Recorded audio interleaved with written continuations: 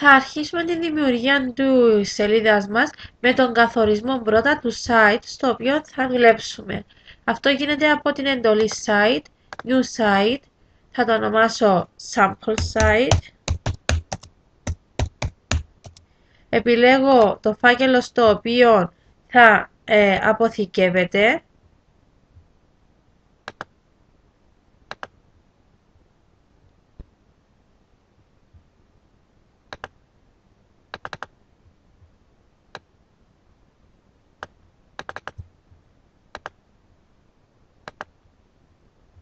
Και στη συνέχεια προχωρώ στη δημιουργία της πρώτης μου σελίδας.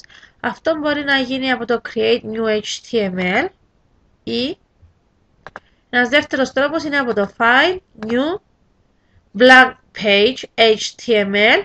Επιλέγω το να μην υπάρχει κανένα layout και επιβεβαιώνω ότι στο Doc Type είναι επιλεγμένο το HTML ένα point transitional και πατώ το κουμπί Create. Καλό θα ήταν να φυλάξουμε τη σελίδα μας από την αρχή. Γι' αυτό πατώ το File Save As. Τη σελίδα θα την ονομάσω Index, θα είναι η αρχική μου σελίδα.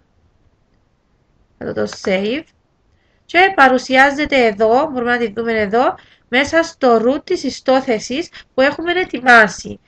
Καλό, θα πρέπει να δίνουμε προσοχή στην ονομασία, ώστε να μην περιλαμβάνει κενά διαστήματα, να μην περιλαμβάνει σημεία στίξης ή ειδικούς χαρακτήρες ή να αρχίζει η ονομασία με κάποιον αριθμό.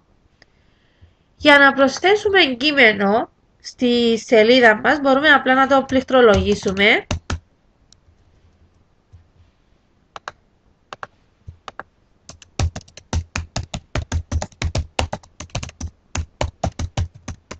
Στον κενό χώρο ή αν θέλουμε μπορούμε να επιλέξουμε ένα κείμενο από κάποιον άλλο πρόγραμμα, από το Word παραδείγματος χάρη, το οποίο έχει τη δυνατότητα να κάνει ορθογραφικό και συντακτικό έλεγχο, ενώ αντίθετα τα κείμενα που γράφουμε στον Dreamweaver απλά έχουν ορθογραφικό έλεγχο.